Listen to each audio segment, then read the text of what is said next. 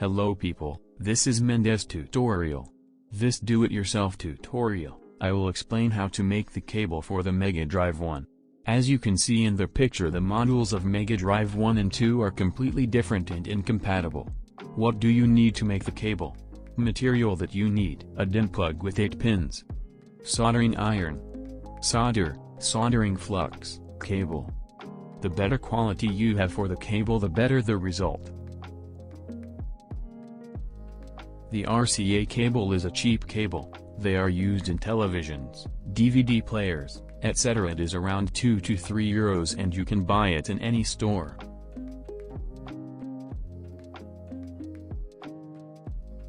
The DIN plug with 8 pins costs 3 euros, which you can easily find online. It comes already prepared to be soldered. Be aware that it is mandatory to have a U-shape. There are other very similar cables that are not compatible.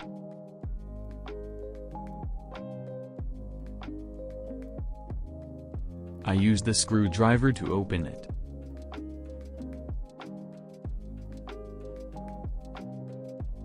With this RCA cable I will use the red one for video, for audio the white and the yellow.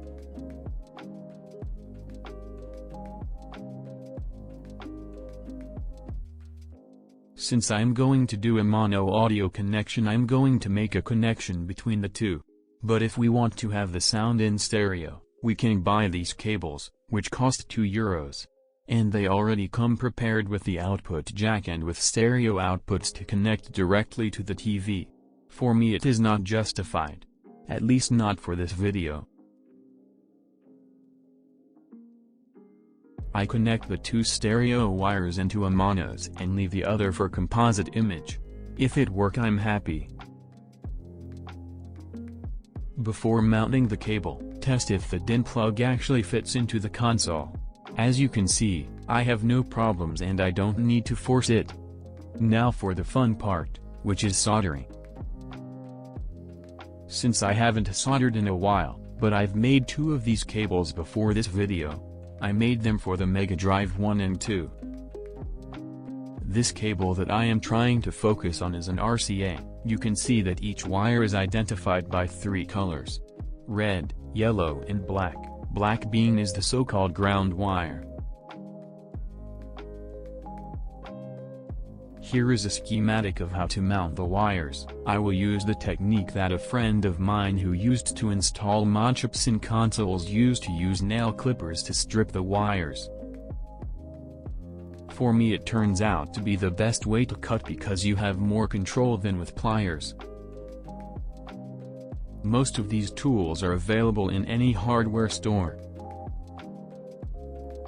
The welder may be the most difficult, but nowadays you can get it for at least 8 euros in any Chinese store.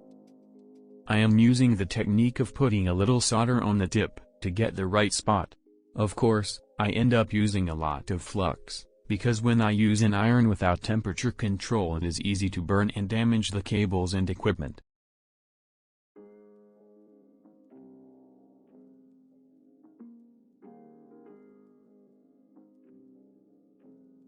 The weld is perfect. I am really happy with the result. I am not a professional welder, but I know that it is important to use the multimeter to confirm that everything is well soldered as it should be. This multimeter is a model that is automatic, so it does not require me to configure, tells me immediately that has current, what kind of current, and makes a general analysis of what is being measured.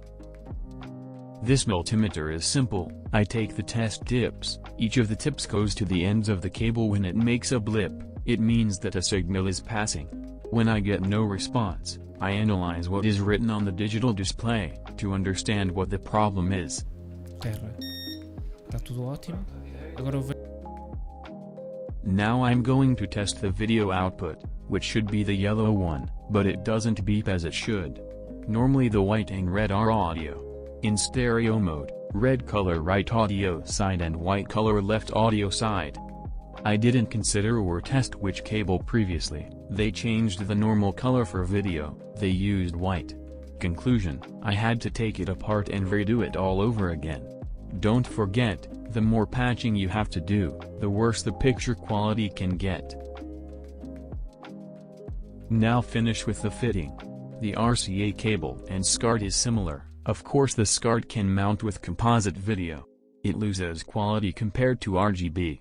To mount an RGB cable you need resistors and capacitors. The way I am doing it is the simplest and cheapest way to make a cable with superior quality compared to the Chinese cables.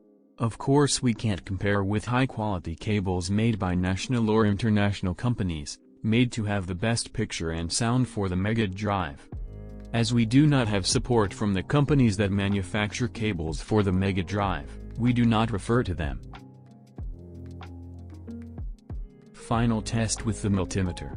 Possible causes for the cable not working properly. Welds done poorly or in the wrong places.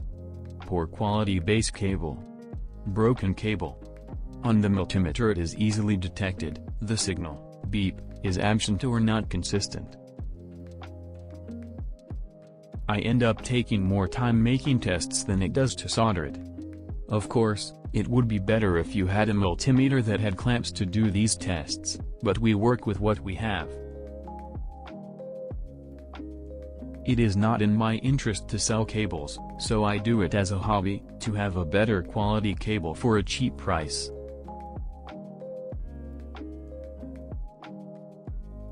Let's now test the cable on the console. Unfortunately the records didn't turn out very well, but I am satisfied with the result of both the image and the sound.